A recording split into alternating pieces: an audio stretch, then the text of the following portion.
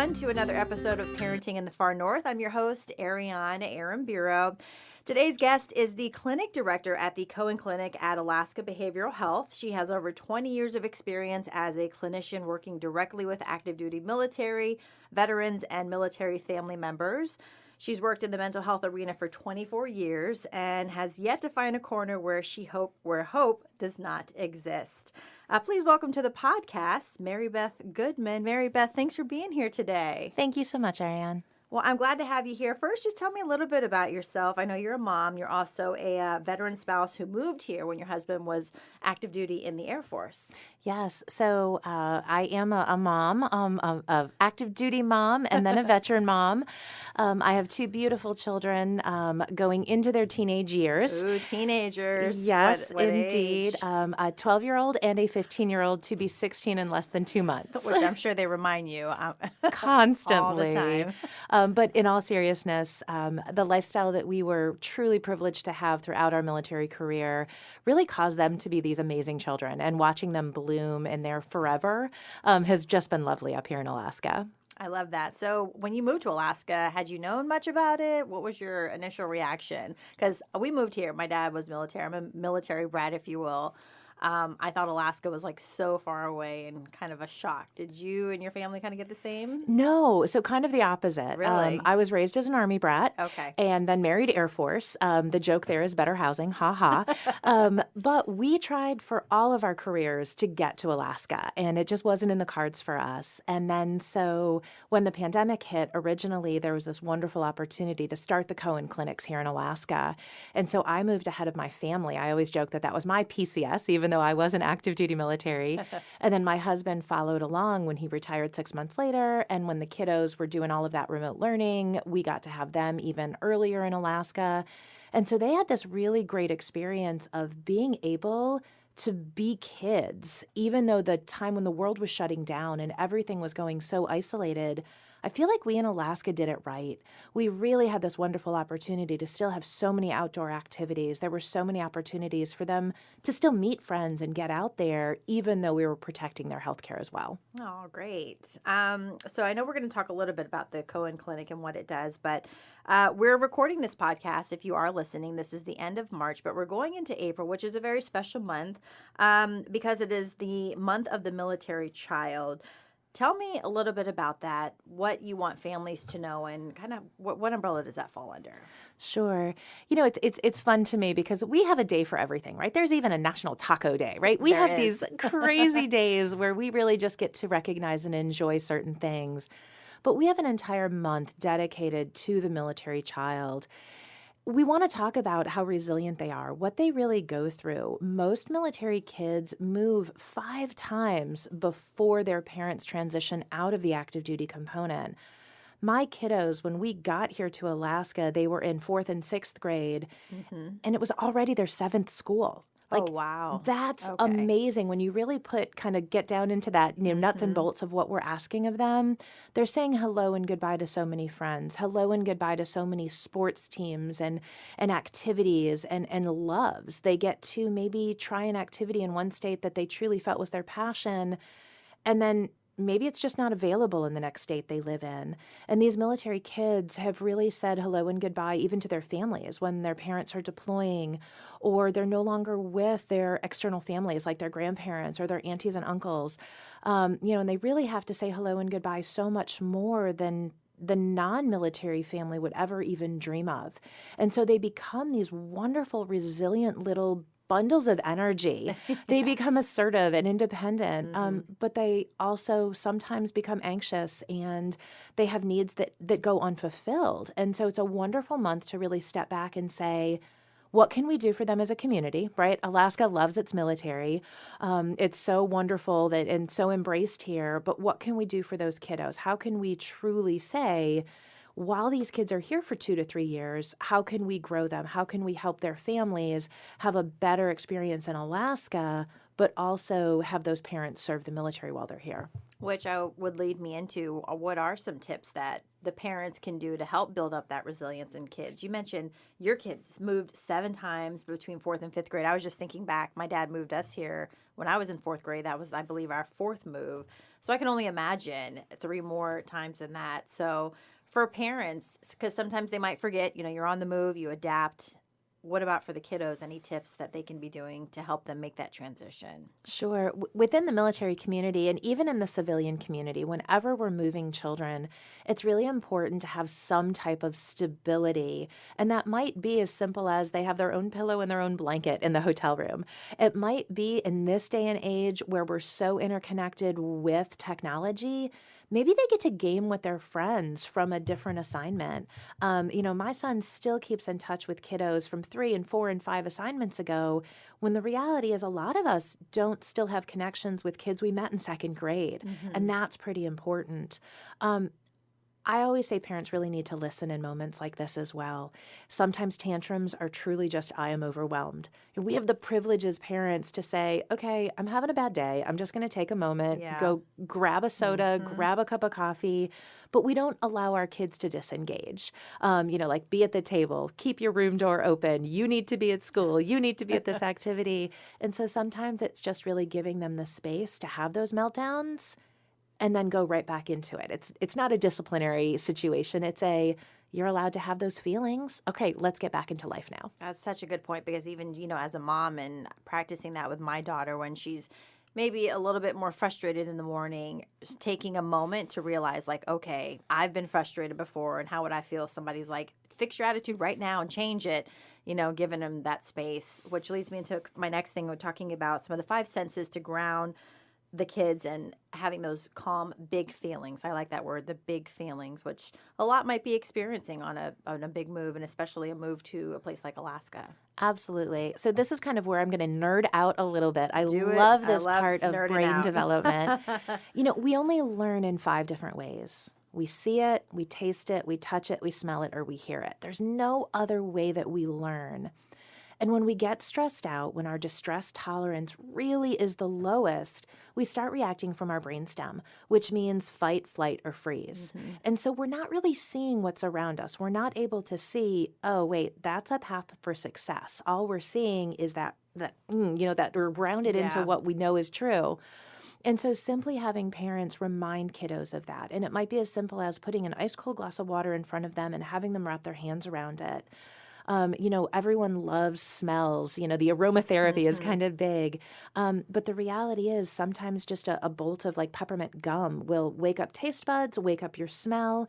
I have a mom that I've taken a lot of advice from, and she always joked about the lip balm that's really eucalyptusy. I won't say a brand name. Yeah.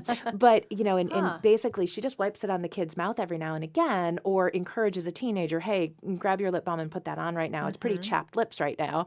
But what that does is it's a tactile for your lips. You're tasting it, but it's also waking up your sense of smell.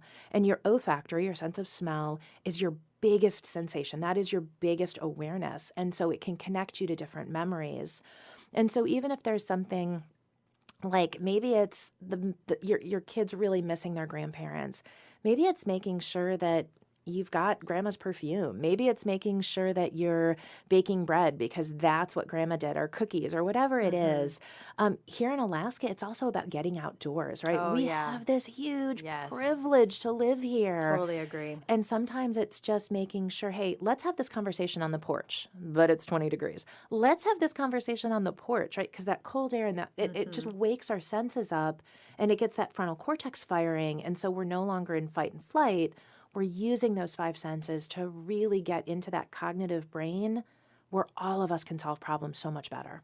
How would you say for parents when they're dealing with kind of the little kids making this transition versus middle and high school? Do you find one age it's a little bit harder than the other? I think every parent's going to argue that what they're going through right now is the Yeah. hardest. Some parents have kiddos who have sensory integration issues, and so little is a lot harder because they can't talk as much about what's going through. But I just ask you to be aware, right? Like we all look at our kids, and my son laughs at me all the time. He's like, "Mom, I'm not your baby anymore," right? But we look at our kids as little and not having the ability to solve problems. And our job as parents is to really give them independence and grace, let them make mistakes, but also let them solve their own problems. We're raising so much more assertive, independent, and really good adults when we let them have those meltdowns and let them work through that. We don't want to rescue our children. We want to come alongside of them and be their mentors, their teachers, their parents, their boundary setters, Yeah. but we don't want to be their rescuers. And so in those situations, I'm always going to ask, is this harder for you because you can't rescue your kid? Right? Like this kid's going to experience pain right now. Moves are tough. Changing schools are tough. Saying goodbye is tough. And that's okay. Let's talk a little bit about the clinic, who that serves. I know it's a big passion of yours as well. It is. So I work for the Stephen A. Cohen Military Family Clinic at Alaska Behavioral Health. We are an outpatient mental health agency that serves family members, service members, and veterans, so the SMVF population. Basically, if you wore a uniform or associated with anyone who wore the uniform, we're going to serve you. And so what that means here is National Guardsmen or reservists. We've got a lot of therapeutic services. We do groups, we do individual therapy, family therapy. We work with trauma, we work with adjustment disorders. So basically anything that you might need help with, we're going to have those solutions to offer. How was that during the pandemic? Just seeing that transition, not only with military families, but, some of the veterans that you all serve. Right. It's funny. I was joking with someone the other day that the coffee pot was actually the biggest source of argument within our clinic because we were very privileged. But what we couldn't do was offer communal beverages, right? So the coffee pot went away. And when it comes to military families, I feel like the coffee pot or the Lego Play Center, these are the cruxes to our community, right? Like everyone talks over the coffee pot. Everyone, the parents come together over the shared toys.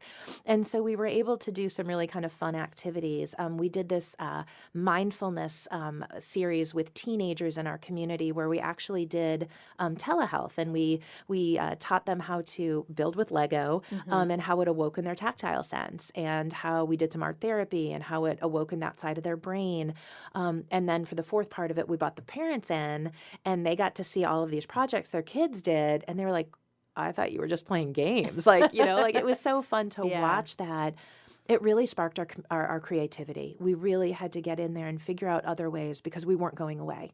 Mental health was something that we weren't going to deprive the community of during the pandemic, but we just really had to think outside the box and ways to deliver it. I feel like the pandemic really kind of blew the lid wide open on mental health and bringing awareness to it. For a long time, it was a stigma, and in some cases, it still is. And I know, especially for military members, my dad was ex-military. He was in the Air Force, and just kind of having that sense of I'm the provider, the strong one. What do you say to that of being able to be vulnerable, and how do some of these veterans and these military members, men and women, kind of come out of that tough, comfort zone that they've been kind of ingrained in and know for so long? Yeah. And one of the things that we were really able to do about stigma reduction during the pandemic is mental health is healthcare, period. If your tough body would jump out of an airplane and break a leg, you would immediately seek care, you would immediately go to PT, you would start rehabbing that, and you would get better. If your family is stumbling through perhaps an infidelity or a divorce or just an adjustment that's really, really difficult, it's no different than a broken leg. You need to get help. You need to get in there. You need to start doing PT, rehab, which in our mental health words is therapy or group or homework, right? Your therapist is going to assign you homework. And so it's so wonderful to be able to say, we really have destigmatized because we know so much more, right? I know that if you have depression, there's a really good chance it's your serotonin level that's decreased.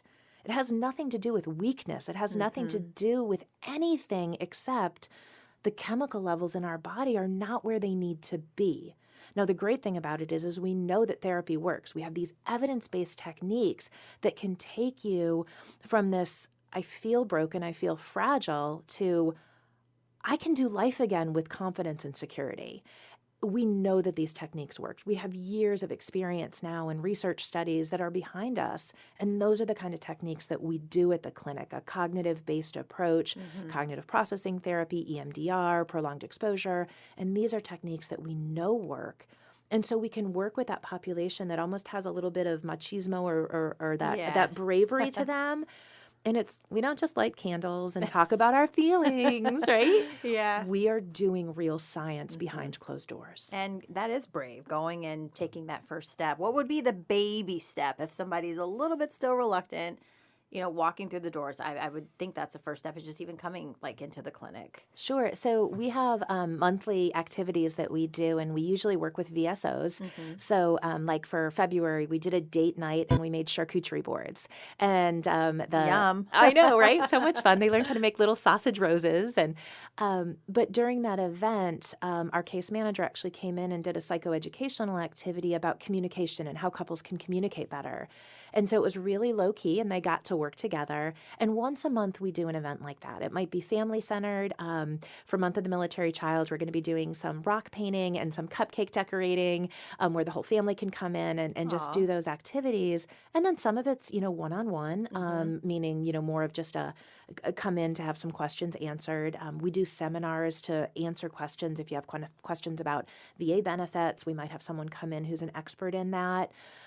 So we're really trying to break that down. And if any of you listeners out there have an idea, we're always happy to listen to that and see if we can put that into place, because great ideas come from really great people other than myself. Well, you heard it there. Yeah, send the ideas. Talk a little bit about the grieving part or the loss, or maybe someone's on deployment and the other spouse is having to kind of hold down the fort. Is that something that you guys address as well, or give help in that area? Absolutely. And we have a lot of families right now who are struggling with deployments of some sense. There's a lot of things going on that are going to be taking one partner away. Even in our veteran families, we have a lot of those partners who are working on the slope or are working away from their family for a few weeks. And it's a little bit different than single parenting, right? Because as a single parent, we just put it all on our back and go forward. It's us or nothing. But with that dual family, you're a single parent, but you don't want to ostracize the other person. You want to make sure they're aware, so you have conversations. You might send that member, my husband always had a Matchbox car, a Lego set, and my daughter's favorite book. Aww. And so whenever they were deployed, they could basically transverse the screen because they could play together, right? But that only goes so far. There's no such thing as a virtual hug. I know we send them to each other, but there's no substitution for that parental touch or that caregiver touch.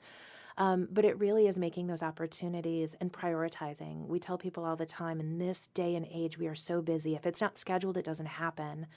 And so those scheduled times where families are away from each other, to really make sure every day from 4 to 4:30, mom, dad, kiddos, auntie, tia, uncle, whoever it is, are all coming together. Or maybe it's only every Tuesday because there's practices. Guilt and anxiety is really difficult because kids don't want to give up hockey practice. Kids don't want to give up football season. They don't want to give up honor choir. What they want to do is have everything and have the parent kind of fill in and observe like they always have, right? They just show up and watch me.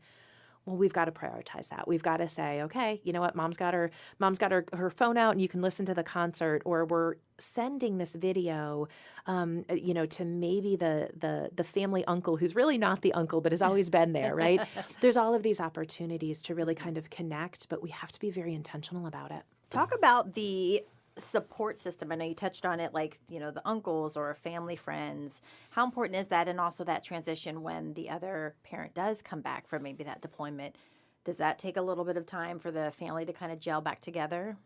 It does. And there's so many different support systems. We as individuals really reach out for support where we're most comfortable. So for some families, that might be in the spiritual component, and they might find a second local family in their church community. They might find a second local community in their activities, right? Like the soccer mom club or the hockey mom club. You can kind of tell my kid plays hockey.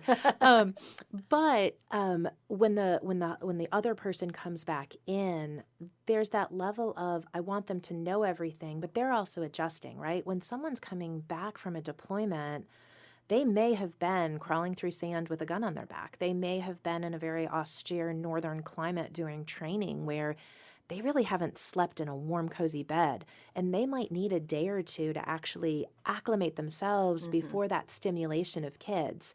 For those of you who are parents out there, you walk in the door at the end of the day and Go time. it is go time.